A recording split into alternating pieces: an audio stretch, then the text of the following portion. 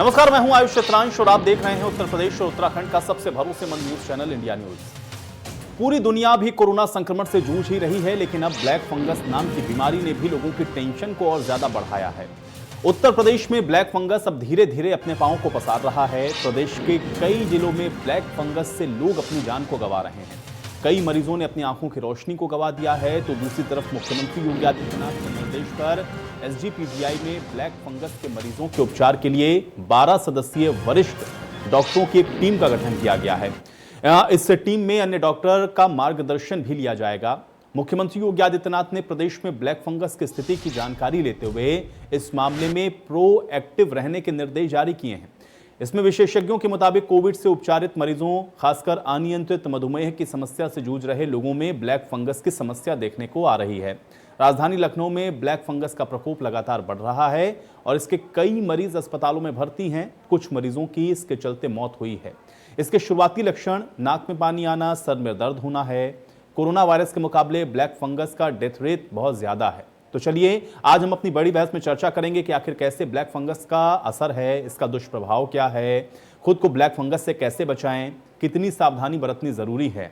Corona के बाद प्रदेश में ब्लैक फंगस का जो कहर है, इससे आपको बचाव किस प्रकार से करना है, आज हम बड़ी बहस में इसी पर चर्चा करेंगे। देश के बड़े डॉक्टर्स का एक पूरा पैनल हमारे साथ जुड़ेगा, जो कि आपकी उन तमाम समस्याओं के लिए निवारण के तौर पर हमारे साथ रहेगा और उनसे हम ये जानने की आज कोशिश करेंगे कि आखिर किस तरीके से ये जो ब्लैक फंगस है वो लोगों के लिए घातक हो सकता है। एक बार पहले आप समझ लें क्या है ब्लैक फंगस।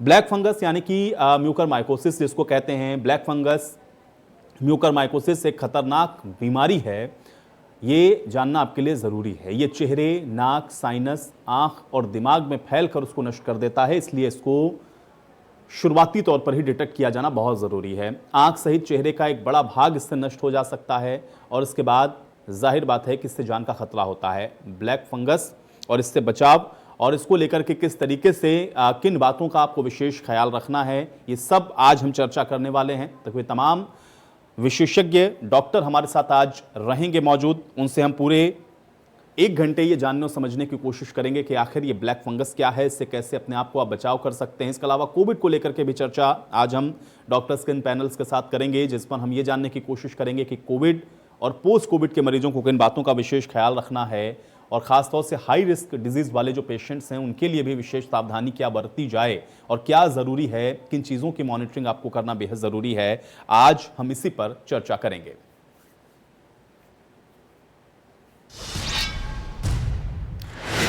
तो आज की हम चर्चा की शुरुआत करें, लेकिन उससे पहले आपको बता दें कि ब्लैक फंगस के इलाज में इस्तेमाल होने वाले इंजेक्शन इन्फोटेरिसिन भी लखनऊ के बाजार से खत्म हो रहा है। एक मरीज को करीब 20 इंजेक्शन लगते हैं और ये मांग बढ़ने की वजह से ये खेप खत्म हुई है।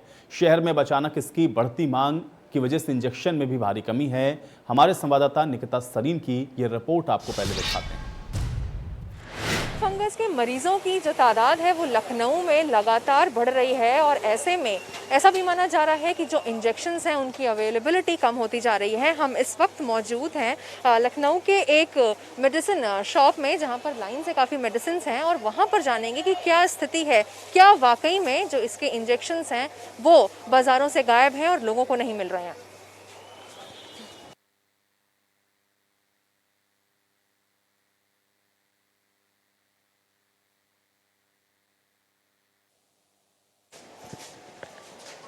तो अब हम आप पहुंचे हैं एक मेडिकल स्टोर पे, जहां पर पता करते हैं कि क्या वाकई ब्लैक फंगस की जो दवाइयां हैं और इसके जो इंजेक्शन्स हैं एन्फोटेरिसिन बी नाम के, वो यहां पर अवेलेबल हैं कि नहीं।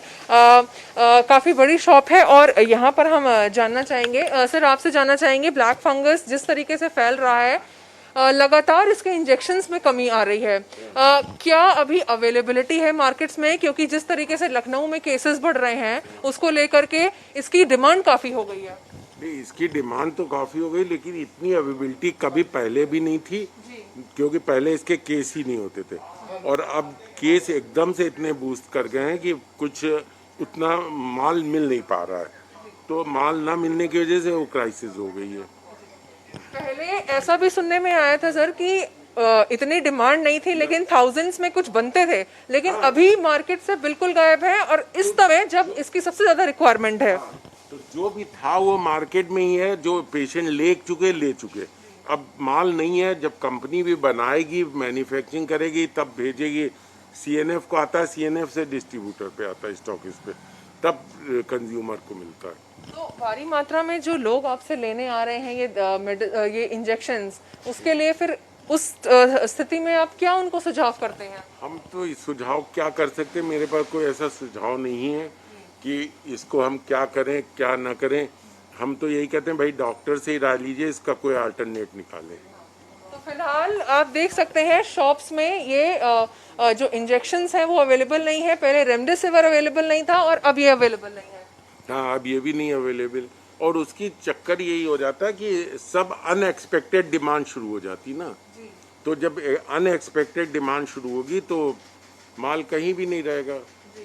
और ऐसी स्थिति में क्या ये भी है कि माल नहीं है तो लोग नकली बना रहे हैं? क्योंकि रेमडेसिविर के केस में ऐसा जरूर हुआ था। इसमें ऐसा नहीं बना पाएंगे, इतना आसान नहीं है नकली इसको बनाना। रेमडेसिविर में थोड़ा सा वो पाउडर, ये येलो कलर में होता है पाउडर, इसका येलोइश होता है, और ये मतलब पकड़ में बहुत जल्दी आ जाएगा अगर कोई नकली बनाएगा तो बिल्कुल फिलहाल इनका साफ तौर पर कहना है कि ये जो इंजेक्शन है इसकी अचानक से जब डिमांड बढ़ी है तो इसकी कहीं ना कहीं जो लागत है वो घटी है और फिलहाल ये शॉप्स पे अवेलेबल नहीं है। हम आप पहुंचे हैं ऐसी एक और दुकान में जहां जानने की कोशिश करेंगे कि क्या ब्लैक फंगस के जो इंजेक्शंस हैं जिनकी लगातार एक कमी मिल रही है मार्केट में, वो यहां पर है या नहीं। हमारे साथ इस वक्त मौजूद हैं लखनऊ केमिस्ट एसोसिएशन के महामंत्री हरीश जी। सर, लगातार ये जो इंजेक्शन है एम्फोटेसिलिन बी, इसकी जो लागत इस वक्त बढ़ चुकी है क्योंकि मरीज लगातार बढ़ रहे हैं लखनऊ में, तो क्या इसके इंजेक्शन अवेलेबल हैं उस तरीके से? नहीं, आपने कहा लागत बढ़ चुकी है तो ये तो मैं नहीं कह सकता, क्योंकि दवाइयों में प्रिंट होता है और किसी भी चीज़ का प्रिंट इस तरीके से नहीं बढ़ता है कि कोई डिमांड अगर आ जाए तो उसका प्रिंट बढ़ जाए। हम ये जरूर कह सकते हैं कि इसकी अवेलेबिलिटी बाजार में नहीं है, क्योंकि पहले भी ये आइटम बाजार का नहीं है। ये आईसीयू वगैरह में इस्तेमाल होता था और डायरेक्ट हॉस्पिटल वगैरह अपना मंगाते थे। तो इसलिए अमीनाबाद में कहना कि ये मार्केट में या लखनऊ मार्केट में या कहीं के भी मार्केट में अवेलेबल है तो वैसा नहीं है। ये सब गवर्नमेंट डॉक्टर्स को, नर्सिंग होम्स को डायरेक्ट सप्लाई कर रही है जिनके आईसीयू हैं, इसलिए ये मार्केट में नहीं है। तो ऐसे में अगर बहुत ज़्यादा किसी को ज़रूरत है, जैसे रेमडेसिविर के केस में भी यही हुआ था कि वो अवेलेबिलिटी नहीं थी लेकिन लोगों ने उसका नकली उसको बनाना शुरू कर दिया था, क्या ऐसे केस भी आ रहे हैं इस इंजेक्शन के चलते? तो इसकी ऐसी कोई खबर नहीं है, अभी तक तो इसकी ऐसी हमारे पास कोई भी खबर नहीं है कि इसमें कोई जाली बना हो। ना पहले भी खबर थी कि कोई जाली बना है, रेमडेसिविर की जाली की कोई खबर नहीं थी। हाँ, बिल्कुल, यहाँ पर हरीश जी का भी साफ तौर पे कहना है कि जो जिस तरीके से डिमांड बढ़ी है इन इंजेक्शंस की, यहाँ पर जितने भी शॉप्स हैं, वैक्सीन के शॉप्स हैं, इंजेक्शन के शॉप्स हैं, वो फिलहाल अवेलेबिलिटी नहीं है। लेकिन अब अहम सवाल ये खड़ा होता है कि जब लोगों को वाकई ज़रूरत है तो ये हॉस्पिटल्स के अलावा कहाँ पर अवेलेबल होंगे, ये एक बहुत ज़्यादा जो बड़ा सवाल है वो फिलहाल देखने को मिल रहा है। लखनऊ से वीडियो जर्नलिस्ट हरिओम के साथ मैं निकिता सरीन, इंडिया न्यूज़ के लिए।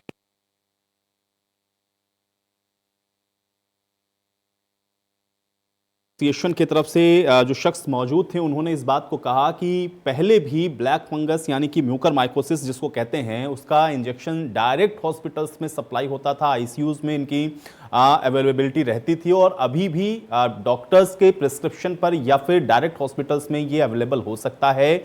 ओपन मार्केट में चूंकि इसकी डिमांड बहुत ज़्यादा कम थी, इस वजह से आज ऐसा लग रहा है कि बाजार के अंदर अगर आप सीधे तौर पर इस इंजेक्शन को लेने के लिए जाएं तो हो सकता है कि आपको केमिस्ट की शॉप पर यह ना मिले। हालांकि सरकार इसको लेकर के लगातार पहले से ही निर्देशित कर चुकी है, इसके लिए बाकायदा मैनेजमेंट कमिटीज का गठन किया गया है जो किस पर बारीकी से नजर रख रही है। मुख्यमंत्री ने खुद इस बात के लिए निर्देशित किया है कि ब्लैक फंगस को लेकर के जो सभी इंतजामात हैं वो पूरी तरह से मुकम्मल होने चाहिए और किसी भी तरह की कोई लापरवाही इसमें बर्दाश्त नहीं की जाएगी और इसको लेकर के पहले से ही रणनीति और प्लान बना लिए गए हैं। हालांकि दस्तक जरूर ब्लैक फंगस की और इस वजह से आप लोगों को सावधान और सचेत रहने की जरूरत है। घबराने की बिल्कुल आवश्यकता नहीं है, क्योंकि अगर इसके सिम्टम्स को आप अर्ली स्टेज में ही डिटेक्ट कर लें और आप सही समय पर डॉक्टर्स की सलाह से इसका उपचार शुरू कर दें तो फिर इस बीमारी से भी आप आसानी से निजात पा सकते हैं। क्योंकि ये बीमारी ऐसा नहीं है कि कोविड की वजह से आपको देखने को मिल रही है, ये बीमारी पहले से भी रही है, लेकिन हाँ जिनका इम्यून सिस्टम इस समय इफेक्टेड है या फिर स्टेरॉइड्स पर जो लोग ज्यादा इस समय कोविड के उपचार के दौरान रहे हैं, खासतौर से शुगर के जो पेशेंट्स हैं उनके लिए थोड़ा सा अपने आप को वॉच करने की, अपनी मॉनिटरिंग करने की आवश्यकता है, जैसा कि डॉक्टर्स लगातार चर्चा के दौरान भी बताते रहे हैं। इसलिए इन सारे लक्षणों को जानना और समझना आपके लिए जरूरी है। तो ब्लैक फंगस से अगर आप अपने आप को बचाना चाहते हैं और इससे अपने आप को क्योर करना चाहते हैं, अपने आप को सुरक्षित रखना चाहते हैं, तो आज हम इसी पर चर्चा करने वाले हैं। और आज हम ये जानने और समझने की कोशिश करेंगे कि आखिर कोरोना के बीच में इस ब्लैक फंगस से आप अपना बचाव किस प्रकार से कर सकते हैं। और इसी के साथ आज की चर्चा की मैं शुरुआत करूंगा। देश के तमाम बड़े डॉक्टर्स का एक पूरा बड़ा पैनल मेरे साथ जुड़ चुका है। उनका परिचय पहले मैं आपके साथ करवा देता हूं, फिर चर्चा में हम आगे बढ़ते हैं। डॉक्टर राकेश कपूर जी हमारे साथ जुड़ चुके हैं, डायरेक्टर हैं मेदांता हॉस्पिटल लखनऊ से। डॉक्टर राकेश कपूर जी, बहुत स्वागत है आपका इस चर्चा में। डॉक्टर सुशील अम्बेश जी हमारे साथ जुड़े हुए हैं, सीनियर प्रोफेसर हैं एनेस्थेसियोलॉजी के SGPGI और कोविड कंटेनमेंट कमेटी के चेयरमैन भी हैं आप। डॉक्टर सुशील अम्बेश जी, आपका भी बहुत स्वागत है इस चर्चा में। डॉक्टर विविध्य प्रताप सिंह जी हमारे साथ जुड़े हुए हैं, आप कार्डियोलॉजिस्ट हैं फोर्टिस एस्कॉर्ट से। डॉक्टर विविध्य प्रताप सिंह जी, आपका भी बहुत स्वागत। और डॉक्टर मयंक सोमानी जी हमारे साथ जुड़े हुए हैं, CEO हैं अपोलो मेडिक्स लखनऊ से। डॉक्टर मयंक सोमानी जी, आपका भी बहुत स्वागत है। डॉक्टर सुशील अम्बेश जी, सबसे पहले मैं आपसे ही आज इस चर्चा की शुरुआत करना चाहता हूं। एक तरफ तो कोरोना से हम लोग लगातार देख रहे हैं कि जो तमाम जो चुनौतियां हैं वो फेस भी कर रहे हैं, और आप लोग तो चूंकि डायरेक्ट इन सब चीज़ों से डील कर रहे हैं। लेकिन ब्लैक फंगस को लेकर के इस समय जो स्थितियां बन रही हैं और खासतौर से जिस तरीके से केसेस अभी आइडेंटिफाई हो रहे हैं, कैसे इन सारी चीज़ों को आप लोग ट्रीट कर रहे हैं, कैसे डील कर रहे हैं, मैं चाह रहा हूँ कि थोड़ा सा इसको अगर आप बताएं और समझाएं। देखिए, ब्लैक फंगस मैं ये कहूँगा ये कोई नई बीमारी नहीं है। पहले भी ब्लैक फंगस का इन्फेक्शन होते थे, और ये बेसिकली उन लोगों में ज़्यादा होते हैं जिनकी इम्यूनिटी सप्रेस्ड है, इम्यूनिटी बहुत कमज़ोर है। जैसे कि जो कैंसर वाले पेशेंट्स हैं, ब्लड कैंसर है जिनको, या जो पेशेंट्स इम्यूनोसप्रेसिव ड्रग्स पर हैं, जैसे ट्रांसप्लांट्स वगैरह हुआ है। तो कुछ ड्रग्स हैं जैसे स्टीरॉइड्स हैं, साइक्लोफॉस्फामाइड है, एजोथायाप्रिन है, ढेर सारी ड्रग्स हैं। लेकिन क्योंकि कोविड पेशेंट्स में हम स्टीरॉइड्स का काफ़ी यूज़ करते हैं, और कोविड अपने आप में ही काफ़ी इम्यूनिटी सप्रेस कर देता है जी, और हम हाई डोजेज स्टीरॉइड्स चलाते हैं, तो दैट कॉजेज इम्यूनोसप्रेशन। और जब इम्यूनोसप्रेशन हो जाता है तो अपॉर्चुनिस्टिक इन्फेक्शन जो होते हैं, इनको जो फंगस वगैरह होता है, ये अपॉर्चुनिस्टिक इन्फेक्शन करते हैं। यानी कि जैसे ही इम्यूनिटी डाउन होती है, उसके बाद में ये एक तरह से आप ये समझ लीजिए सवार हो जाते हैं जी। तो एस्पेक्ट जनरली नॉर्मली लोगों को ये इन्फेक्शन नहीं होता है। और इसका पहचान करना, एक्चुअली अर्ली डिटेक्शन जो है वो बहुत ज़रूरी है इस बीमारी का। और अगर अर्ली डिटेक्शन कर लेते हैं, जिसके कुछ लक्षण है, कुछ टेस्ट है, उनको करते हुए तो हम इसको ट्रीट कर सकते हैं। और इनिशियली अगर डिटेक्शन हो जाता है तो treatment is quite positive. Doctor Rakesh Kapoor ji, थोड़ा सा इसी चर्चा को और आगे बढ़ाते हुए मैं आपसे भी ये थोड़ा जानना चाह रहा हूं, क्या इस तरीके के केसेस खासतौर से अभी आइडेंटिफाई आप लोग भी कर पाए हैं, और अगर ऐसे पेशेंट्स आ रहे हैं तो फिर उनको ट्रीट करने का तरीका क्या है, गाइडलाइंस किस तरीके से और क्या समझा रहे हैं आप लोग, क्या बता रहे हैं? क्योंकि लोग बड़ा परेशान हो रहे हैं। एक तरफ तो कोविड से वो लोग कह रहे हैं कि हम लोग पहले से ही परेशान थे, और अब ब्लैक फंगस की वजह से भी एक पैनिक सी सिचुएशन लोगों के अंदर देखने को मिल रही है। ऐसे में क्या कहना चाहेंगे, और क्या कुछ आइडेंटिफाई किया आप लोगों ने? कुछ केसेस आपके हॉस्पिटल में भी क्या ऐसे रिपोर्ट किए गए हैं, डॉक्टर राकेश कपूर जी? हाँ, नहीं जी, पहले तो मैं एक चीज ये लोगों को बताना चाहूंगा कि जैसे अभी डॉक्टर अम्बेश ने बताया कि सबसे पहले लोग ये समझें कि एक अपॉर्चुनिस्ट इन्फेक्शन है, और क्योंकि इंडिया एक ट्रॉपिकल कंट्री है, तो हमारे वहाँ इसके जो ब्लैक फंगस के स्पोर्स होते हैं, ये हमें एटमॉस्फेयर में पाए जाते हैं, और जिसमें इम्यूनिटी कम होती है उनमें ये इन्फेक्शन कर देते हैं जी। अब कोविड में क्यों हो रहा है, उसके दो कारण है। एक तो इम्यूनिटी कम होती है, स्टेरॉइड से डायबिटीज बढ़ती है। तीसरी चीज ये होती है कि कोविड में फेरिटिन रिलीज होता है। अगर आप देखेंगे तो कोविड टेस्ट में फेरिटिन भी एक टेस्ट होता है, और ये जो स्पोर्स होते हैं, स्पोर्स, ये यूजुअली फेरिटिन को भी यूज करते हैं। तो ये कोविड के मरीज जो होते हैं ये ज्यादा प्रोन हो जाते हैं। ना तीसरी चीज ये आती है कि यूजुअली कोविड में, जैसे हम लोग, मैं एक यूरोलॉजिस्ट और रीनल ट्रांसप्लांट सर्जन हूँ, तो हम लोग अक्सर जो किडनी ट्रांसप्लांट करते थे या उसमें कई बार म्यूकोरमाइकोसिस हो जाता था। लेकिन कोविड में जो हमें देखने को मिल रहा है, ये दो तरह का है। एक तो लंग को इन्फेक्ट करता है, जिसमें ये लंग को नेक्रोसिस होने लगती है, लंग सड़ने लगता है, और बलगम आपका निकलता है, काले रंग का निकलता है। और दूसरा जो होता है, ये जैसे आपने स्वयं कहा कि राइनो ऑर्बिटल और जी ये आपकी नाक को, आंख को और ये ब्रेन तक स्प्रेड कर सकता है। अभी लकली मैं कहूंगा कि मेदांता लखनऊ में अभी हमारे पास सस्पेक्टेड केसेस आए।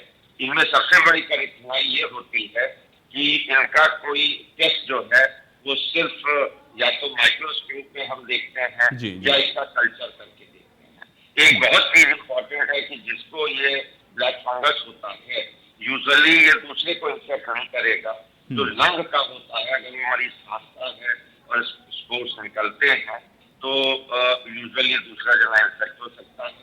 और ये जो फंगस होता है ये organic purified material, organic material हम कहते हैं जैसे मांस, मच्छी, जानवर मरा हुआ है, इस तरह के इनमें ये ज्यादा ग्रो करता है। तो इसमें आगे जैसे शायद आप चर्चा करें इसका हम और प्रिवेंशन क्या कर सकते हैं, तो वो हम लोग इसकी चर्चा करेंगे। अभी लकली हम लोग हमारे पास अभी मेदांता में इसके बहुत ज्यादा केसेस नहीं आए हैं। एक दो सस्पेक्टेड केस आए हैं लेकिन अभी उसमें अप्रूव नहीं कर पाए। डॉक्टर मयंक सोमानी जी, थोड़ा सा इसी विषय को और मैं और आपसे भी समझना चाहूंगा तैयारियों के लिहाज से, और खासतौर से क्योंकि कोविड के बाद और पोस्ट कोविड वाले जो पेशेंट्स हैं वो बहुत ज्यादा इस समय अपने आप को महसूस कर रहे हैं ये कि कहीं ऐसा ना हो कि वो इसकी जद में आ जाएं, खासतौर से वो पेशेंट जिनका जिक्र अभी हो रहा था जिसमें शुगर के वो पेशेंट शामिल हैं। क्या डिस्चार्ज के समय में इस तरीके से कुछ समझा करके या इन पेशेंट्स को बताया जाता है कि कुछ सिम्टम्स ऐसे हैं जिस पर आपको बहुत बारीकी से नजर रखनी है? कैसे डील कर रहे हैं इस सिचुएशन को आप लोग? थोड़ा सा अगर इसको और विस्तार पूर्वक आप बता पाएं।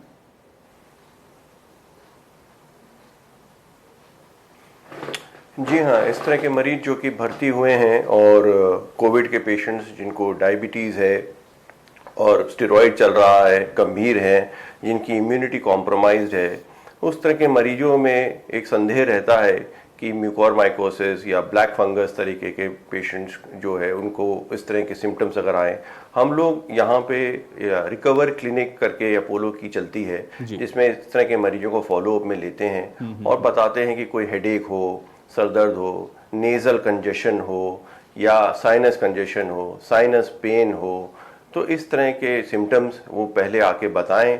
कभी कभी किसी को सांस दोबारा बहुत ज़्यादा फूलने लगता है, खांसी दोबारा आने लगती है, बुखार आने लगे, तो इस तरह के सिम्टम्स में इस तरह के संदेह किया जा सकता है। और इतना कॉमन नहीं है जितना कि इस समय सोचा जा रहा है।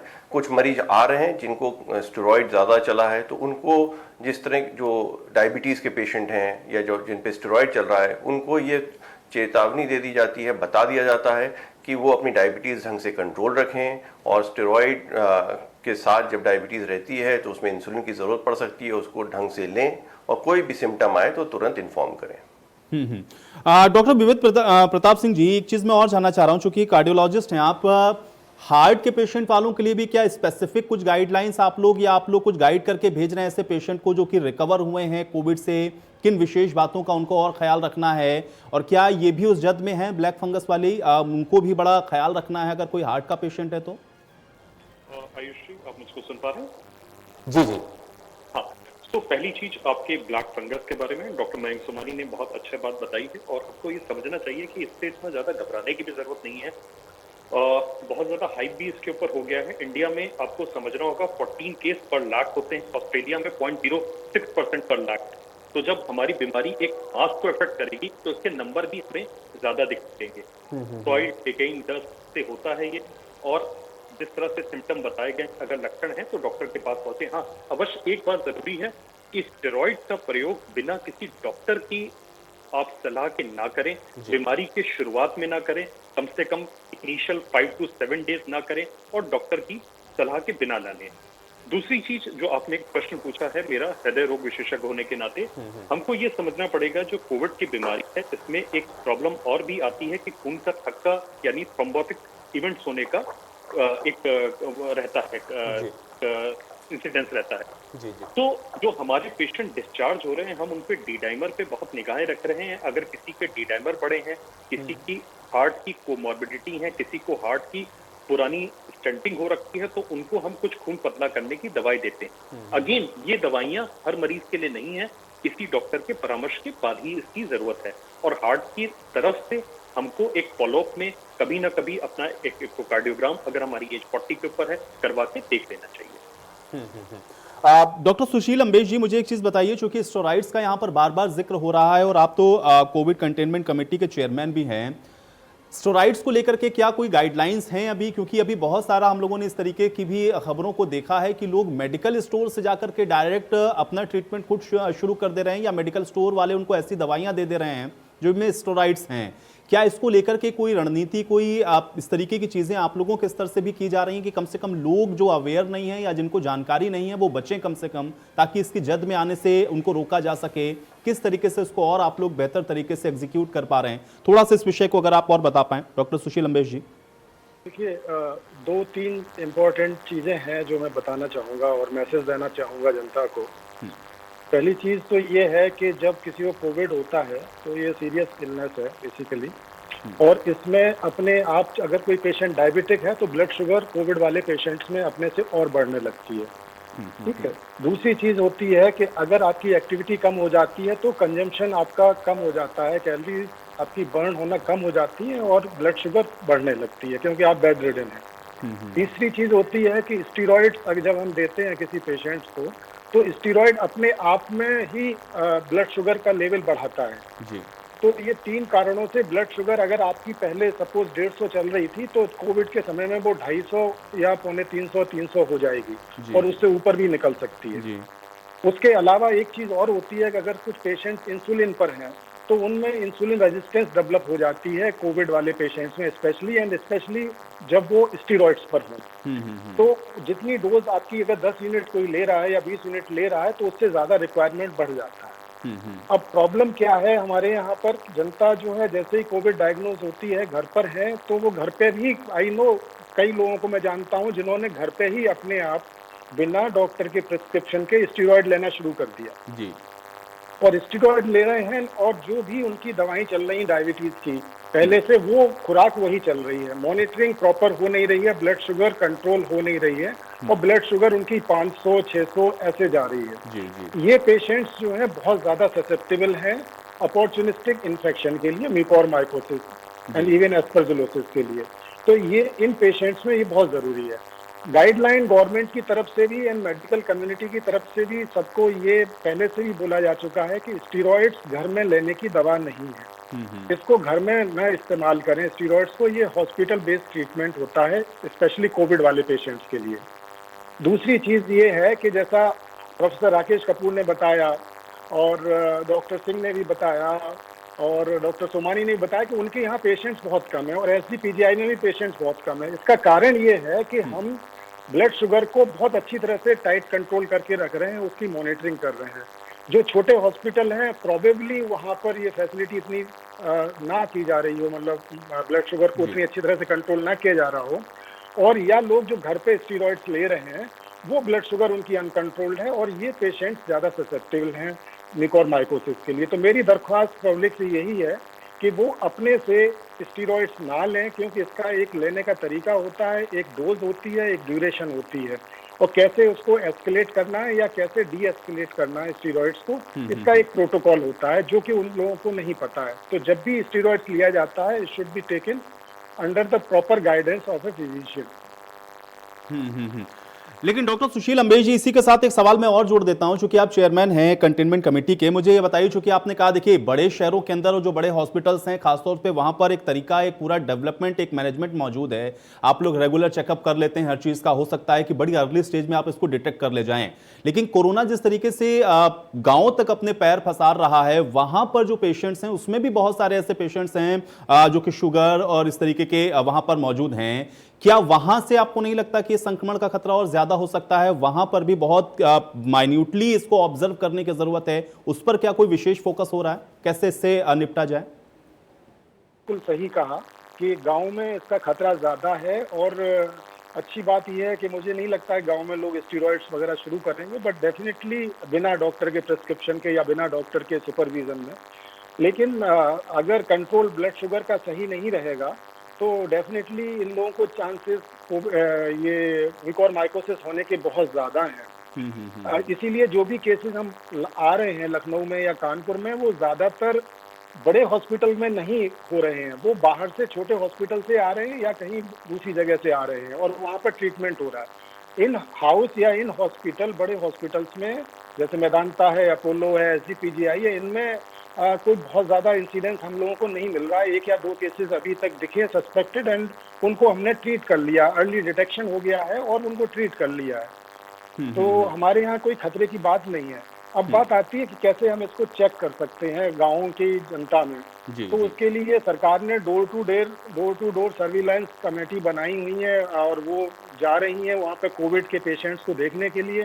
तो मेरी बस वही है कि कोविड के साथ साथ में उनको एक लक्षण जो म्यूकोरमाइकोसिस के हैं, 4-5 लक्षण हैं, वो अगर हम साथ में उन लोगों को बता दें जिनको कोविड हो रहा है कि भाई आप इन लक्षणों के बारे में जागरूक हो जाएं। अगर इस तरह के कोई लक्षण होते हैं तो ये म्यूकोरमाइकोसिस हो सकती है जो ज्यादा खतरनाक है कोविड से। जी। और वो लक्षण हैं जैसे कि फेस में एक साइड में स्वेलिंग आ जाना, नाक बंद हो जाना, उसमें कंजेशन हो जाना, सिर दर्द होना और नेजल डिस्चार्ज होना ब्लैकिश कलर का, या कोई धब्बा पड़ जाना फेस के ऊपर ब्लैकिश या ब्राउनिश। तो ये इस तरह की अगर कोई चीज होती है तो ये म्यूकोरमाइकोसिस या ब्लैक फंगस का इन्फेक्शन हो सकता है। डॉक्टर राकेश कपूर जी, थोड़ा सा और इसको विस्तार देते हुए समझाते चलें।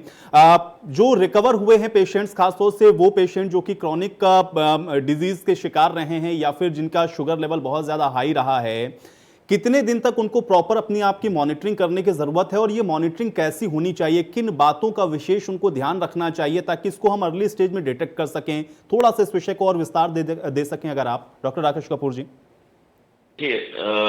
हम सबको समझना है कि कोविड जिसको, जैसे वैक्सीन अगर आपने लगवा ली, आपको अगर कोविड हो गए, आप ठीक भी हो गए, निगेटिव भी हो गए हैं, तो इसका ये मतलब नहीं है कि आप संक्रमित नहीं हो सकते। संक्रमित आपको 2 हफ्ते 3 हफ्ते के बाद भी हो सकते हैं और इवन कोविड का भी दोबारा संक्रमण हो सकता है। तो प्रिकॉशंस लेना बहुत जरूरी है। आपको जो हमारे इसमें गाइडलाइंस हैं हमको फॉलो करना है। जैसा प्रोफेसर रमेश साहब ने कहा, डायबिटीज का कंट्रोल बहुत आवश्यक है। कोई ऐसे अन्यथा ड्रग्स आपको नहीं लेनी चाहिए, कॉर्टिसोन या स्टेरॉइड आपको अन्यथा नहीं लेना चाहिए। और डायबिटीज कंट्रोल में जैसे आपने गांव के लिए कहा, तो मैं जैसे मेदांता की बात कर सकता हूं कि मेरे एंडोक्राइनोलॉजी की जो टीम है उन्होंने एक ऐप बनाया हुआ है जिसपे मैं मरीज को नहीं एक्सपेक्ट कर रहा हूँ वो ऐप पे जाके अपना करेगा, पर जो गांव के लोकल डॉक्टर्स हैं या जो शुगर कंट्रोल एंडोक्राइनोलॉजिस्ट नहीं है, एक्सपर्टाइज नहीं है, तो वो उस ऐप के थ्रू जाके शुगर लेवल को देखते हुए क्या ड्रग ले रहे हैं, they can start those particular treatment.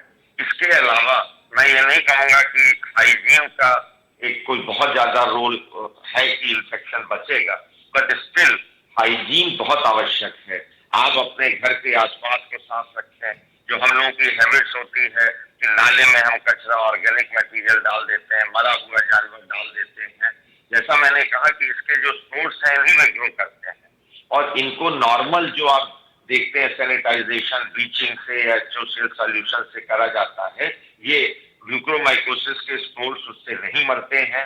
ज्यादातर इनको ऑटोक्लेव जब हम करते हैं जैसे हॉस्पिटल्स में होता है या पैरासिटिक एसिड या H2O2 से, लेकिन हम वो इतनी मात्रा में इनको स्पोर्स को नहीं मार सकते एनवायरनमेंट में।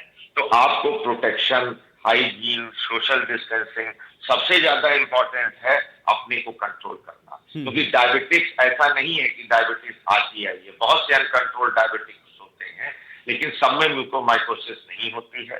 तो डरने की नहीं जरूरत है, जागरूक होने की जरूरत है। अगर सिम्टम्स हैं तो समय पे डॉक्टर को दिखाना है और उसका ट्रीटमेंट शुरू करना है।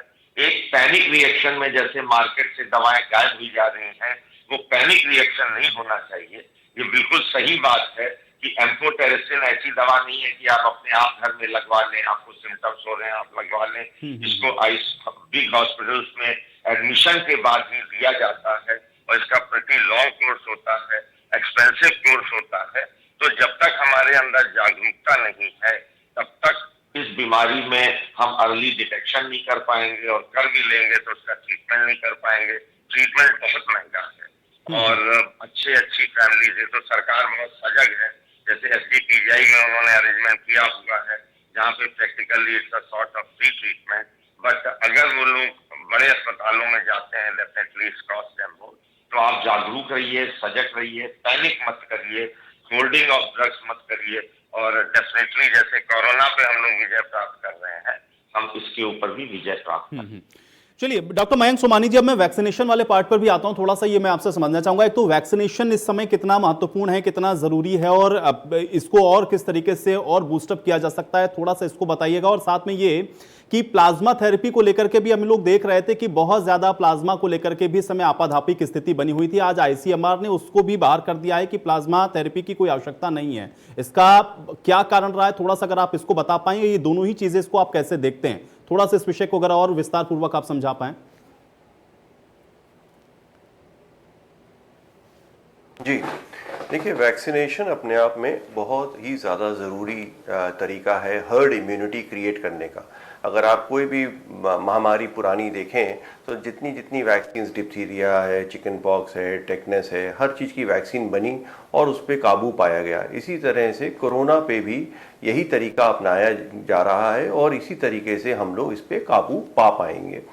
और जितनी ज़्यादा वैक्सीनेशन हो पाएगा उतना ही ज़्यादा हर्ड इम्यूनिटी, यानी कि ज़्यादा से ज़्यादा लोग अगर वैक्सीनेटेड हैं और उसकी वजह से वो उतना संक्रमित नहीं हो रहे हैं तो वो आगे नहीं फैला पाएंगे। और जैसे जैसे तादाद बढ़ती जाएगी, जैसे कि अगर आप देखें तो हिंदुस्तान में अभी 2.9% लोगों की वैक्सीनेशन हुई है और जहाँ पे अमेरिका में 36% लोगों का वैक्सीनेशन हो गया है।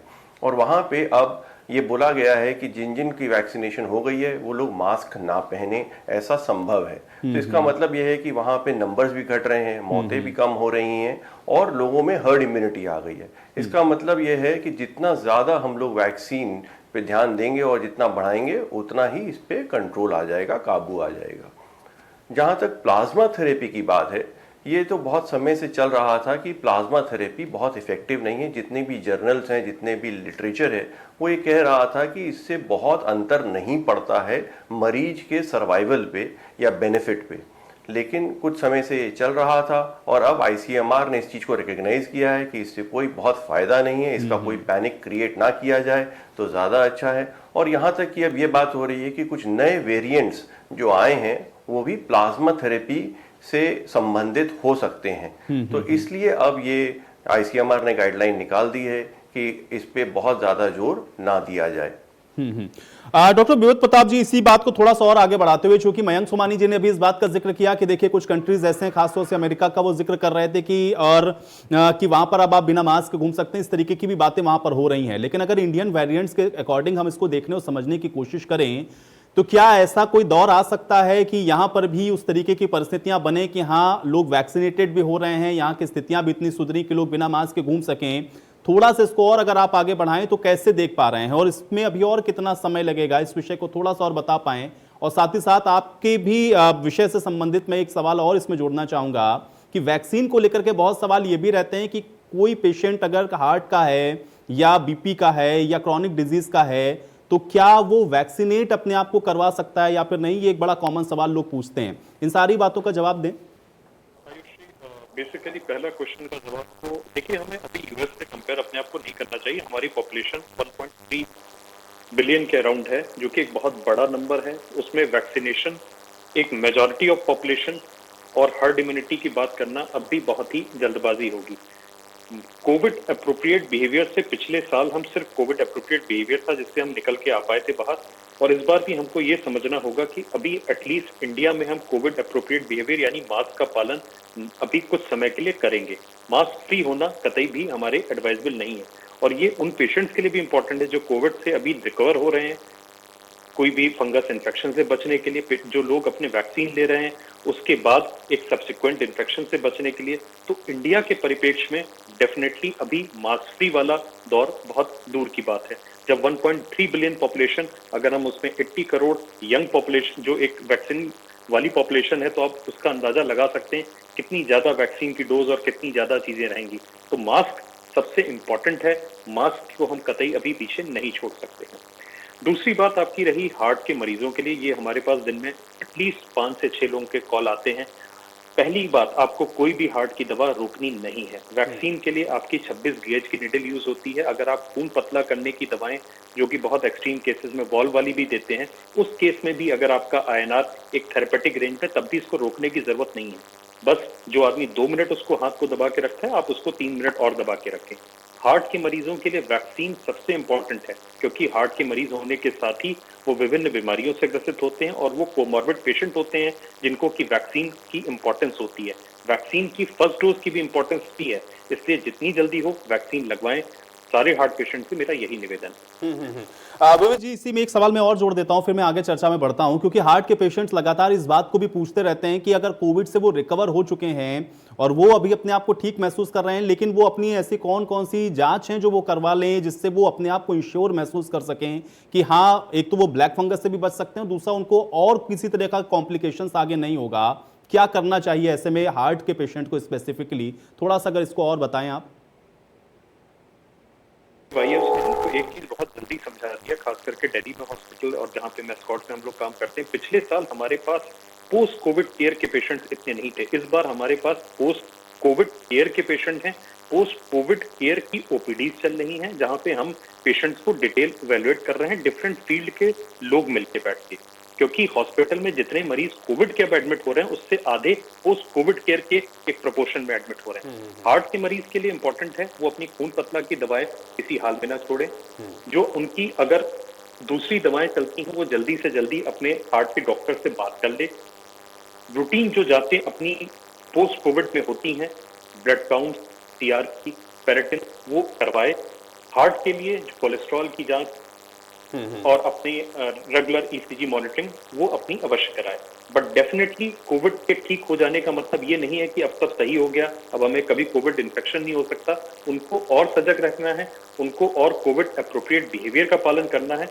और सबसे इंपॉर्टेंट है कोविड सीक्वल, ये अब अपने आप में एक टर्म हो चुका है, अपने आप में एक बीमारी का नाम हो चुका है, कि जिसमें माइल्ड सिम्टम हेडेक, फटीग से लेकर एक्सट्रीम सिम्टम म्यूकरमाइकोसिस यानी ब्लैक फंगस तक हो सकते हैं।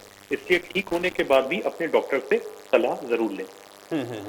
डॉक्टर सुशील अम्बेश जी, मुझे बताइए, चूंकि खासतौर से म्यूकरमाइकोसिस को लेकर के स्टेरॉइड्स का बार बार यहां पर जिक्र हुआ है, कुछ सवाल इस तरीके के भी आए, चूंकि लगातार हम लोग पब्लिक के साथ भी जब डील करते हैं तो वो ये सवाल पूछते हैं कि डॉक्टर्स के पैनल्स के साथ इनका डिस्कशन जरूर करें। स्टेरॉइड्स जो दिए गए खासतौर से कोविड के दौरान, और अगर वो रिकवर हो चुके हैं, उनके सारे जो पैरामीटर्स हैं वो इस बात की ओर इशारा कर रहे हैं कि वो अब नॉर्मल की ओर हैं, लेकिन उसका इंपैक्ट क्या लॉन्ग टर्म तक रहता है? क्योंकि कुछ पेशेंट इस तरीके के भी हैं, खासतौर से क्रॉनिक शुगर वाले, जो ये शिकायत करते हुए नजर आए कि वो इंसुलिन भी ले रहे हैं, लेकिन उनका जो शुगर लेवल है वो उस तरीके से कंट्रोल्ड नजर नहीं आ रहा है। इसके पीछे की क्या वजह, और क्या ये इफेक्ट काफी दिनों तक रहता है स्टेरॉइड्स का, या उनको डॉक्टरी परामर्श की आवश्यकता है? थोड़ा सा इसको और समझा पाए अगर आप।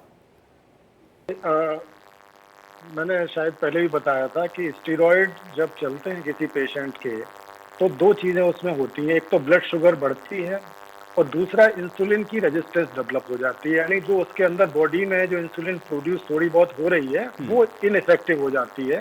साथ में जो हम इंसुलिन बाहर से भी देते हैं वो भी उतनी इफेक्टिव नहीं होती है। तो जब स्टेरॉइड चलते हैं तो हमारा जो रिसेप्टर्स होते हैं कुछ जिस पर ये इंसुलिन काम करती है, वो कम हो जाते हैं स्टेरॉइड के समय से, और वो काफी समय तक चलता है। यानी कि स्टेरॉइड बंद होने के बाद भी, हालांकि स्टेरॉइड बंद करने का एक प्रोटोकॉल है, उसको धीरे धीरे डी एस्केलेट किया जाता है। एकदम से स्टेरॉइड कभी बंद नहीं किए जाते हैं। अगर आपने एकदम से बंद कर दिए तो उसके अपने काफी कुछ नेगेटिव इफेक्ट आ सकते हैं। इसलिए जब भी स्टेरॉइड बंद किए जाते हैं वो डायरेक्ट सुपरविजन में डॉक्टर के किए जाते हैं, और उनका स्टेरॉइड का इफेक्ट जो है वो काफ़ी समय तक रहता है, क्योंकि जैसे मैंने बताया कि इंसुलिन के रिसेप्टर्स कम हो जाते हैं और इंसुलिन प्रोडक्शन जो है वो भी कम हो जाता है, और इंसुलिन की इफेक्टिवनेस कम हो जाती है। और इसको आने में कम से कम जो है 6 वीक्स टू 8 वीक्स का समय लगता है, जब आप कह सकते हैं कि प्री कोविड या प्री इंसुलिन जो है जो भी था उस लेवल तक वो पहुंचता है। तो इसलिए अगर स्टेरॉइड चल रहे हैं, आपको ब्लड शुगर का रेगुलर चेकअप करना बहुत ज़रूरी है। डोजेज आपकी जो भी चल रही हैं इंसुलिन की या एंटी डायबिटिक ड्रग की, उनको कैलिब्रेट कराना डॉक्टर से वो भी बहुत ज़रूरी है। वो लेके ना चलें कि जितना डोज आपकी पहले चल रही थी कोविड से पहले उतना ही इंसुलिन या उतना ही एंटी डायबिटिक ओरल ड्रग्स जो होती हैं वो उतनी ही चलेंगी, हो सकता है वो बढ़ जाएं। ठीक है। डॉक्टर राकेश कपूर जी, वैक्सीन को लेकर के एक चीज मैं और समझना चाहूंगा, चूंकि वैक्सीन लगवाना जरूरी है लोगों को, लोग वैक्सीन के लिए जा भी रहे हैं और इस समय तो हम लोग देख रहे हैं कि हर कोई शख्स चाह रहा है कि वो वैक्सीनेटेड हो जाए, लेकिन पिछले दिनों कुछ केसेस इस तरीके से भी देखने को मिले और खासतौर से कुछ डॉक्टर्स भी जो कि इसकी जद में आ गए, जिन लोगों ने अपनी पूरी डोज ले ली थी वैक्सीन की, उसके बाद भी वो इन्फेक्ट हुए। इसके पीछे क्या कारण रहे, क्या वजह रही और इसको और किस तरीके से देखा जाए, इसको मैं चाह रहा हूं थोड़ा सा और विस्तार पूर्वक अगर आप समझा पाए डॉक्टर राकेश कपूर जी। देखिए, पहले तो मैं ही संक्रमित हुआ, मैंने दोनों वैक्सीन की डोज ली थी और उसके 1 महीने बाद मैं स्वयं में संक्रमित हुआ। बट वैक्सीनेशन का फायदा ये हुआ कि सीवियरिटी ऑफ द डिजीज बहुत कम रही। मैं घर पे ही ठीक हुआ, मुझे उस जमाने में कोई रेमडेसिविर या स्टेरॉइड नहीं लेना पड़ा और मैं कुछ समय के साथ नेगेटिव हुआ। तो पहली चीज हमें समझना है कि ये भी नहीं समझना है कि वैक्सीन लगने का मतलब जैसे स्मॉल पॉक्स, पोलियो या और तरह का, जैसे डॉक्टर सोमानी ने मेंशन किया, वो वैक्सीन लगने से जो हर्ड इम्यूनिटी आ जाती थी कि वो बीमारी हमने polio, small pox, chicken pox, tetanus, ये एक तरह से खत्म हो गया। जो हमारी ये कोविड के अगेंस्ट वैक्सीन है, इसमें इम्यूनाइजेशन के बाद हर्ड इम्यूनिटी आती है, एंटीबॉडीज आती हैं, बट बहुत लोगों में mild, moderate and severe form of antibodies का, जैसे हम डेवलपमेंट की बात करें, तो पहली चीज ये नहीं समझना चाहिए कि वैक्सीन लग गई तो हमें कोविड नहीं हो सकता है। हमें कोविड बिहेवियर, जो डॉक्टर सिंह ने भी अभी बात करी, इवन वैक्सीन लगवाने के बाद भी हमें उसे कंटिन्यू करना पड़ेगा। वैक्सीन लगाने का ये कतई मतलब नहीं है कि अब हम डिजीज फ्री हैं, हम मास्क ना लगाएं, हम सोशल डिस्टेंसिंग ना करें, हम लोगों के बीच में जाके बैठते रहें, भीड़ भाड़ की जगहों पे जाते रहें। वैक्सीन जरूर लगवाएं। आपकी सीवियरिटी, अगर आपको डिजीज होती है, कम होगी और अगर किसी में बहुत अच्छे एंटीबॉडीज बन गए हैं, टाइटर उसका बहुत अच्छा है, तो शायद आप इन्फेक्शन से बच भी सकते हैं। तो वैक्सीन जरूर लगवाइए, बट अपने को सोशल जो भी एक है चीजों को, रूल्स जो है, गाइडलाइंस है, उसे फॉलो करें। डॉक्टर मयंक सोमानी जी, अभी आपने बताया कि पोस्ट कोविड क्लिनिक भी आप लोगों की तरफ से, आपके अस्पताल की तरफ से चल रही हैं। इसमें क्या ट्रीटमेंट और किस तरीके से आप लोगों को गाइड कर रहे हैं, किस तरीके से वहां पर पेशेंट्स को ट्रीट किया जा रहा है और फोकस क्या है अभी आप लोगों का और क्या बता रहे हैं, थोड़ा सा अगर इस विषय को और बता पाएं आप मयंक सोमानी जी। देखिए, ऐसा है कि जो लोग लंबे समय तक कोरोना से ग्रसित रहते हैं, जिनको लंबे समय तक बीमारी रहती है, उनके साथ हम लोग उनको फॉलो अप करते हैं। जो एक लॉन्ग कोविड करके एक टर्मिनोलॉजी यूज़ होती है अब आजकल, जिनको लंबे समय तक इस तरह की कष्ट रहते हैं, तो उन सारे मरीजों को क्लोज फॉलो अप लिया जाता है कि किस तरह की परेशानी हो रही है, सांस फूल रही है, फटीग हो रहा है और अन्य कोई तकलीफ़ हो रही है। कभी कभी किसी को जो है पाँव में तकलीफ़ है, कभी किसी को थ्रोम्बोसिस यानी कि ब्लड क्लॉट्स बन रहे हैं, या ये कम लोगों में हो रहा है, लेकिन इन सब तरह के मरीजों में इस तरह का फॉलो अप ज़रूरी है। तो हम लोग कुछ मरीजों में 2 वीकली और कुछ मरीजों में 4 weekly follow up for 3 months कर रहे हैं, ताकि उनको कोई भी परेशानी हो या कोई डायबिटीज़ उनकी जो है अनकंट्रोल्ड हो जाए या कोई और नया सिम्टम आ जाए तो वो पहले पकड़ में आ जाए और पहले ही इलाज हो जाए, ताकि मरीजों को ये बेनिफिट मिले और उनका एक कंप्लीट सर्विलेंस बना रहे। डॉक्टर विवेक प्रताप सिंह जी, कुछ सवाल आपके लिए भी थे, क्योंकि कुछ पेशेंट्स ये जानना चाह रहे थे आपसे और वो समझना भी ये चाह रहे हैं कि अगर किसी की एंजियोप्लास्टी हुई है या किसी की बाईपास सर्जरी हुई है तो क्या उसको अभी विशेष ख्याल अपना रखना जरूरी है, अगर वो कोविड से अभी हाल में ही रिकवर हुए हैं, और किस तरीके से वो अपनी और उचित देखभाल कर सकते हैं? थोड़ा इस विषय को अगर और विस्तार से समझाएं आप। डेफिनेटली हार्ट के जो मरीज हैं उनके लिए सबसे इम्पोर्टेंट है कि वो अपनी रेगुलर दवाएं किसी भी हाल में ना छोड़ें कोविड के इन्फेक्शन के दौरान, और पोस्ट कोविड अपने चिकित्सक से परामर्श अवश्य लें। कई बार हमको कुछ और खून पतला की दवाएं ऐड करनी होती हैं, वो हमें डेफिनेटली एक परामर्श के बाद ही लें। दूसरी चीज, वैक्सीन इम्पॉर्टेंट है। अगर आपने रह गई है, इन्फेक्शन हो गया है, उसके नई गाइडलाइंस के हिसाब से थोड़ा सा अंतराल के बाद फिर आप उसको डेफिनेटली लगवाएं। तो सबसे इम्पोर्टेंट ये है कि कोविड होने के बाद भी अब आपको परामर्श लेना बहुत जरूरी है। बिल्कुल। डॉक्टर सुशील अम्बेश जी, मुझे ये बताइए, चूंकि अभी कोऑर्डिनेशन की भी बात हो रही थी और खासतौर से जब हम लोग ब्लैक फंगस का जिक्र कर रहे थे, तो ग्रामीण अंचल में चूंकि अब कोरोना ज्यादा तेजी से फैला है, तो वहां पर भी जो पेशेंट्स हैं उनको जो ट्रीटमेंट उनका चला या जिस तरीके से आगे अब वो रिकवर हुए हैं, क्या कोऑर्डिनेशन एक पूरी तरीके से हो पा रहा है छोटे शहरों से बड़े शहरों तक? और खासतौर से चूंकि एसजीपीजीआई जैसे संस्थान में तो जब कंडीशन बहुत सीवियर हो जाती तब पेशेंट पहुंचता है, क्या इसके लिए कोई प्लान आप लोगों ने तैयार किया है या इसके तहत, इस रणनीति के तहत काम हो रहा है? ये कोऑर्डिनेट आप लोग कैसे कर पा रहे हैं? थोड़ा सा इस विषय को अगर आप बताएं। अच्छा क्वेश्चन है ये, मैं इसका भी जवाब देता हूँ। उससे पहले मैं एक क्वेश्चन आपने पूछा था प्रोफेसर राकेश कपूर सर से, तो मैं उसी में थोड़ा सा ऐड करना चाहूँगा। आपने कहा था कि क्या इन्फेक्शन होने के बाद में, कोविड होने के बाद में दोबारा हो सकता है, या कोविड की वैक्सीन 2 डोज या 1 डोज लगने के बाद भी कोविड हो सकता है। तो मैं उसके बारे में थोड़ा सा जनता को बताना चाहूँगा कि एक्चुअली होता क्या है। जब कोविड का वायरस आपने देखा होगा, तो कोविड के वायरस में स्पाइक्स निकले होते हैं। आपने अगर देखा होगा धतूरे का फल अगर देखा हो तो उसमें कांटे से निकले होते हैं, उसी तरह का बिल्कुल कोरोना का जो वायरस है उसी तरह का होता है। और वो एंटीजेंस होती हैं, वो जो स्पाइक्स होते हैं उसके ऊपर उसकी एंटीजन वो होती है जो, और वो करता क्या है, जब अंदर घुसता है तो ये सेल को एंकर करता है, सेल के अंदर घुसने की कोशिश करता है, वो हुक जो होते हैं उसके उनको गढ़ा करके अंदर, ठीक है। तो वो एक वायरस के ऊपर कई लाखों में वो हुक्स होते हैं, और आप समझ लीजिए कितने वायरस होंगे जब अटैक होता है। तो जब हम उसको वो वैक्सीन देते हैं, तो जब वैक्सीन देने के बाद में बॉडी के अंदर एंटीबॉडीज बनती है, और ये एंटीबॉडीज करती क्या है, कैसे फाइट करती हैं वायरस से, कि ये उन हुक के ऊपर आकर के चिपक जाती है। अगर आपके अंदर जो है, और दूसरा काम करती है, जिससे हुक पर चिपक गई है, तो वो क्या करेगा, फिर वो वायरस अंदर एंकर घुस नहीं पाएगा, अपने वो जो स्पाइक्स हैं वो घुसा नहीं पाएगा सेल के अंदर, ठीक है।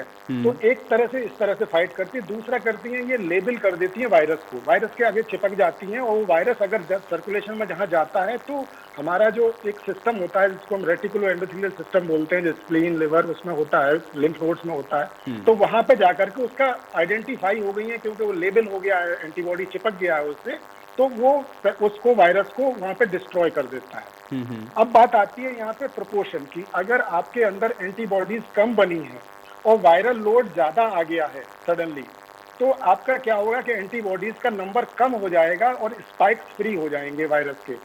तो वो वायरस जो है फिर से घुस सकता है, और आपकी वैक्सीन लगने के बाद भी, एंटीबॉडीज बनने के बाद, क्योंकि एंटीबॉडीज उतनी नहीं बनी है जितनी बननी चाहिए थी, या वायरल लोड ज्यादा आ गया है एकदम से, तो वो फिर इनइफेक्टिव हो जाती है। और वही कारण है कि हम कोविड वैक्सीन लगने के बावजूद भी कुछ लोगों को कोविड इन्फेक्शन हुआ है।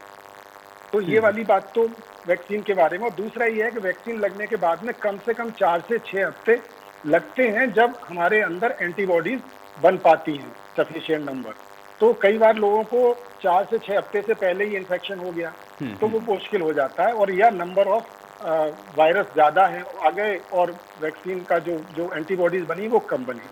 अब आपका कमिंग टू नेक्स्ट क्वेश्चन, आपका जो बताया कि आपका कोई कोऑर्डिनेशन हो रहा है गांव के और शहर के लोगों के बीच में, या छोटे अस्पताल और बड़े अस्पताल के बीच में, हम लोग इस पर काम कर रहे हैं। और हम जो जिला प्रशासन है, जिसमें जो कि मेडिकल पॉइंट ऑफ व्यू से चीफ मेडिकल ऑफिसर, उनको हमने मैसेज दिया हुआ है कि जितने भी शहर में, मतलब जितने भी जिले के अंदर जो जो छोटे अस्पताल हैं, और उनका एक नेटवर्क बना करके वहाँ से रिपोर्टिंग ली जाए हमें, और गांव के प्रधान से छोटे हॉस्पिटल में या परगना लेवल पर वो इन्फॉर्म करें कि कोई इस तरह के लक्षण जहाँ पर कोविड, ये म्यूकोरमाइकोसिस या ब्लैक फंगस का इन्फेक्शन सस्पेक्ट हो रहा है, तो उस तरह के वहाँ रिपोर्ट करें, और उन पेशेंट्स को हायर सेंटर पर रेफर किया जाए, क्योंकि छोटे सेंटर पे म्यूकोरमाइकोसिस का ट्रीटमेंट कर पाना उतना आसान नहीं है, क्योंकि पहली तो दवा नहीं मिल रही छोटे सेंटर पे, और दूसरा ये है कि उसके लिए स्ट्रिक्ट मॉनिटरिंग करनी है, साथ में कुछ इंटरवेंशन भी, सर्जिकल इंटरवेंशन भी जरूरत पड़ सकती है, जैसे कि, और कुछ टेस्ट ऐसे होते हैं जैसे नेजल एंडोस्कोपी है, तो नेजल एंडोस्कोपी अंदर एक दूरबीन डाल करके अंदर नाक के अंदर से हम कुछ मटेरियल निकालते हैं, उसकी टेस्टिंग करते हैं, और उसके हिसाब से फिर सर्जरी, अगर सर्जरी की ज़रूरत है या सीटी स्कैन की ज़रूरत है, MRI की ज़रूरत है, वो सारी चीज़ें बड़े सेंटर में ही अवेलेबल है। तो हमारी कोशिश है कि जो मरीज सस्पेक्टेड है वो जल्दी से जल्दी हायर सेंटर पे रेफर हो, हायर सेंटर पे उसको ट्रीटमेंट मिलना शुरू हो, और वो जितना जल्दी आ जाएगा, जितना जल्दी ट्रीटमेंट शुरू हो जाएगा, उतना जल्दी ठीक होने के चांसेस है। ऐसा नहीं है कि म्यूकोरमाइकोसिस हो गई तो कोई चांस ही नहीं है, बट डेफिनेटली अगर बीमारी बहुत बढ़ गई है, ब्रेन तक पहुंच गई है, तो सर्वाइवल बचने के चांसेस कम हो जाते हैं। डॉक्टर राकेश कपूर जी, अगर इसको अर्ली स्टेज में डिटेक्ट कर लें तब तो इसको हम पूरी तरीके से क्योर कर सकते हैं, लेकिन वजह इसके पीछे फिर और क्या समझ में आ रही है? क्योंकि केसेस तो एक तो आइडेंटिफाई भी अभी हो रहे हैं, दूसरा यह है कि डेथ भी होनी शुरू हो गई है इस ब्लैक फंगस की वजह से। तो ये वजह क्या रही है? क्या नेग्लिजेंसी रही है इसके पीछे की वजह, या सही समय में लोगों को सही जानकारी नहीं मिली है? और अगर ऐसा है तो फिर इसको किस तरीके से आप देखेंगे? क्या वजह है कि अब इससे भी जो डेथ हैं वो भी रिपोर्ट होने लगी हैं? डॉक्टर राकेश कपूर जी। हाँ, नहीं, जैसे आपने देखा प्रोफेसर अम्बेश साहब ने बताया कि अर्ली डिटेक्शन बहुत आवश्यक है। जो जिस तरह से लोगों में जब डेथ्स हुई है, जब ये म्यूकोरमाइकोसिस इन्वेड कर जाता है, जैसे डॉक्टर साहब ने कहा ब्रेन में इन्वेड कर गया, कभी कभी ये समझ लीजिए खरपतवार की तरह होता है, ये अपनी जड़ें अंदर जमाता जाता है और उस टिश्यू को मारता जाता है। जैसे नाक से अगर ये फैलता है तो हड्डियां होती हैं, ऑर्बिटल बोन्स है, उनको भी ये खोखला कर देता है और उससे होते हुए ये अंदर चला जाता है। जब ये अंदर जाके रक्त तक में फैल जाता है और जगहों को इन्वॉल्व कर लेता है, उस समय इसको कंट्रोल करना बहुत मुश्किल होता है। अगर अर्ली स्टेज में आ जाता है तो जैसे बताया गया एम्फोटेरिसिल डी है, या उससे बेटर फॉर्म में लाइपोसोमल एम्फोटेरिसिल डी है, कुछ और एंटी फंगल दवाएं हैं, तो ये इनिशियल कंट्रोल में आ जाता है। जैसे खेतों में अगर खरपतवार आप समय से निकाल दें तो फसल को नहीं नुकसान करते हैं। अगर वो खरपतवार बढ़ती चली जाती है और उस समय आप अगर दवाएं डालें या उसको निकालने की कोशिश करें तो मुश्किल होता है। इसीलिए इसमें हमें तरह तरह की सर्जरीज करनी पड़ती है। लोगों की आंख का गोला निकालना पड़ा, या उसको जो अगर नाक में साइनसेस में होता है उसको एंडोस्कोपिकली डिब्राइड भी करते हैं। तो जागरूकता बहुत जरूरी है। डॉक्टर्स जो उसको देख रहे हैं, ट्रीट कर रहे हैं, उनको जागरूक होना, उनको नॉलेज होना बहुत आवश्यक होता है। और अगर अर्ली स्टेज में अगर हम डिटेक्ट करते हैं तो जैसा और हमारे लोगों ने बताया, it is curable. But let stage में जब ये अपनी जड़ें सब जगह फैला लेता है, रक्त में और शरीर के पास में पहुंच जाता है, तो फिर उस समय इसका ट्रीटमेंट बहुत डिफिकल्ट होता है, मॉर्टेलिटी बहुत। डॉक्टर मयंक सोमानी जी, एक अंतिम सवाल मैं आपसे जरूर यहाँ पे करना चाहूंगा। खासतौर से वैक्सीन को लेकर के लोग बार बार सवाल पूछते हैं, और सवाल इस तरीके का भी रहता है कि मुझे लगता है कि आप लोग इसको बेहतर बता सकते हैं, क्योंकि इसके अंदर बड़ी टेक्निकलिटीज हैं।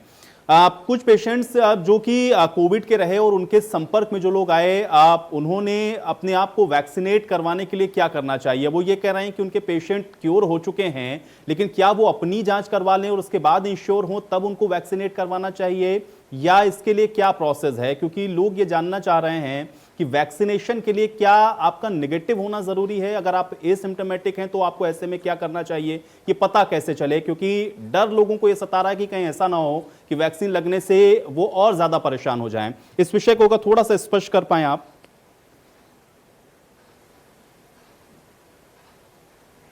देखिए, ऐसा है, जो लोग संक्रमित हो गए हैं और जिनको सिम्टम्स हैं और जिनको इलनेस हुई, जिनको डिजीज़ हुई, वो लोगों के लिए जो अभी रिसेंट गवर्नमेंट ने भी गाइडलाइंस निकाली हैं और ओवरऑल भी माना गया है कि अगर उनको एक डोज पहले लग चुकी है तो वो करीब 12 हफ्ते बाद अपना दूसरा डोज लगाएं, या जिन्होंने एक भी डोज नहीं ली है और वो संक्रमित हुए और वो सिम्टोमेटिक हुए, बीमारी हुई उनको, तो वो भी जो है 3 महीने के बाद या 6 महीने बाद अपना फर्स्ट डोज लें और फिर पूरा कोर्स करें।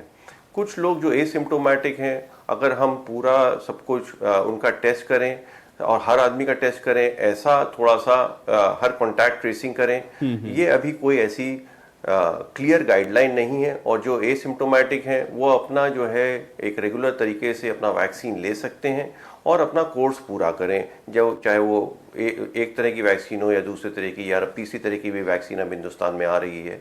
तो इस तरह से जो है वैक्सीनेशन को आगे बढ़ाया जाए।